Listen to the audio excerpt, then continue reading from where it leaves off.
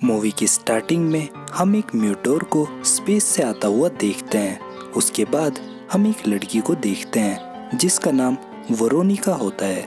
वो एक रूम में एक क्रीचर से प्लेजर ले रही होती है। तभी एक लेडी रूम के बाहर से वेरोनिका को आवाज लगाती है और कहती है, अब बहुत हो चुका, अब तुम रूम से बाहर आ जाओ।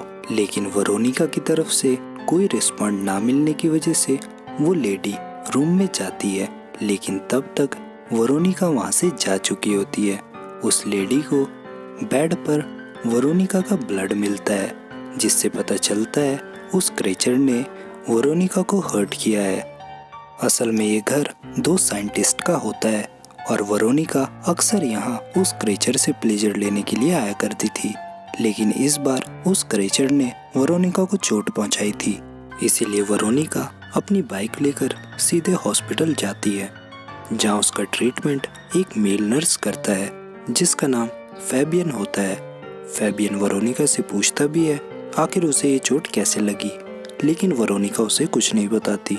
इसके बाद हम फैबियन की बहन एली को देखते हैं जिसके 2 बच्चे होते हैं, लेकिन वो अपने पति एंजल से फिजिकल सेटिस्फाई नहीं होती, जिसकी वजह से उसे मास्टरबेट करना पड़ता है।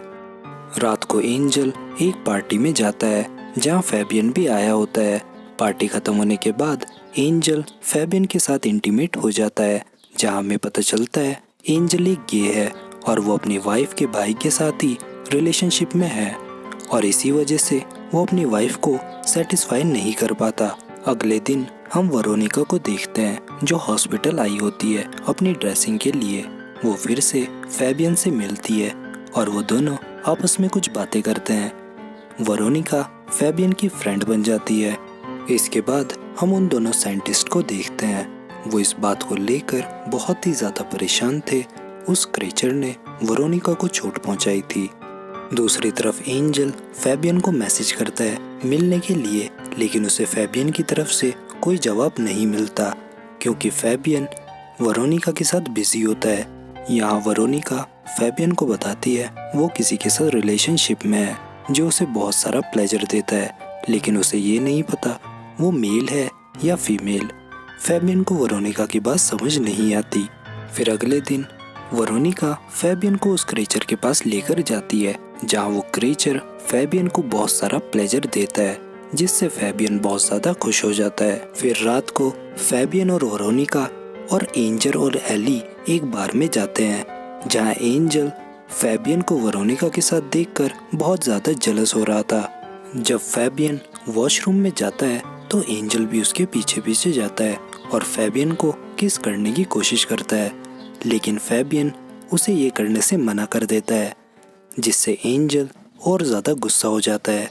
फिर अगले दिन एंजल फैबियन से मिलने उसके हॉस्पिटल जाता है, लेकिन फैबियन एंजल को कहता है उन दोनों के बीच जो कुछ भी था वो अब खत्म हो गया है, जिससे एंजल अंदर से टूट जाता है। फिर कुछ दिन बाद पुलिस को फैबियन बिल्कुल न्यूड हालत में जंगल में मिलता है। असल में फैबियन उसी क्रीचर के पास प्लेजर लेने के लिए गया था, लेकिन इस बार उस क्रीचर ने फैबियन को हर्ट किया था। इसके बाद पुलिस फैबियन को हॉस्पिटल ले जाती है, जहाँ डॉक्टर्स एली को बताते हैं फैबियन अब कोमा में चला गया है। ये सुनकर एली बहुत ज़्यादा टूट जाती है और एंजल उसे किसी तरह संभालता है। इसके बाद वेरोनिका एली से मिलती है और एली वेरोनिका को सब कुछ बता देती है और वो दोनों फैबियन के घर जाते हैं, जहाँ एली को फैबियन का फ़ोन मिलता है और वो सारे मैसेज देख लेती है जो एंजल फैबियन को किया करता था, और उसमें एक मैसेज ये भी था अगर वो उससे ना मिला तो वो फैबियन को मार देगा। अब एली को उन दोनों के रिलेशनशिप के बारे में पता चल जाता है। एली को लगता है एंजल ने ही उसके भाई की ये हालत की है, इसीलिए एली एंजल को पुलिस के हाथों पकड़वा देती है और जज को वो सारे मैसेजेस दिखा देती है जो एंजल ने फैबियन को किए थे, जिससे प्रूफ हो जाता है कि एंजल ने ही फैबियन के साथ ये सब किया है। अब एली अपने बच्चों के साथ अकेले रहने लगी थी और रात को वेरोनिका उसके घर आती है, जहाँ वो दोनों एक अच्छे फ्रेंड बन जाते हैं। और अगले दिन वेरोनिका एली को उसी घर पर ले जाती है जहाँ वो क्रीचर है। एली को वहाँ वो दोनों साइंटिस्ट भी मिलते हैं जो एली को बताते हैं वो उस क्रेचर से ना डरे और वो क्रेचर एली को इतनी खुशी देगा जितनी वो इमेजिन भी नहीं कर सकती। और वो दोनों एली को ये भी बताते हैं वेरोनिका ने ये जगह बचपन में ही ढूंढ ली थी और वो तब से उस क्रेचर से प्लेजर लेने के लिए आया करती है। इसके बाद वो दोनों साइंटिस्ट एली को एक ड्रिंक देते हैं जिसमें ड्रग मिला हुआ था। एली वो ड्रिंक पीने के बाद बेहोश हो जाती है और जब उसे होश आता है वो खुद को उस क्रेचर के सामने पाती है जो उसे प्लेजर देने लगता है। अब एल पूरी तरह से सेटिस्फाइड हो जाती है और खुशी में वेरोनिका को गले लगा लेती है। अब एली वेरोनिका से अपने भाई के बारे में पूछती है, क्या वो भी उस क्रेचर से प्लेजर लेने के लिए जाया करता था। वेरोनिका उसे हाँ कहती है तो एली वेरोनिका से ये पूछती है, क्या उस क्रेचर ने ही उसके भाई की यह हालत की है। यहाँ वेरोनिका एली से झूठ कहती है, वो क्रेचर किसी पर अटैक नहीं करता। अब एली अक्सर उस क्रेचर से प्लेजर लेने के लिए जाया करती थी और एक दिन वेरोनिका उस क्रेचर से प्लेजर लेने के लिए आती है, लेकिन वो दोनों साइंटिस्ट वेरोनिका को मना कर देते हैं क्योंकि इस बार वो क्रेचर वेरोनिका को मार भी सकता है। अब वेरोनिका वो शहर छोड़ने का फैसला करती है, लेकिन लास्ट टाइम वो एली को सब कुछ सच बता देती है। वो क्रेचर उन्हें कुछ टाइम के लिए खुश कर देता है क्योंकि वो एक इंसान से बोर हो जाता है। यहाँ एली को ये भी पता चल जाता है उसी क्रेचर ने उसके भाई की ये हालत की है। अगले दिन एली हॉस्पिटल जाकर अपने भाई का ऑक्सीजन हटा देती है जिससे वो मर जाता है।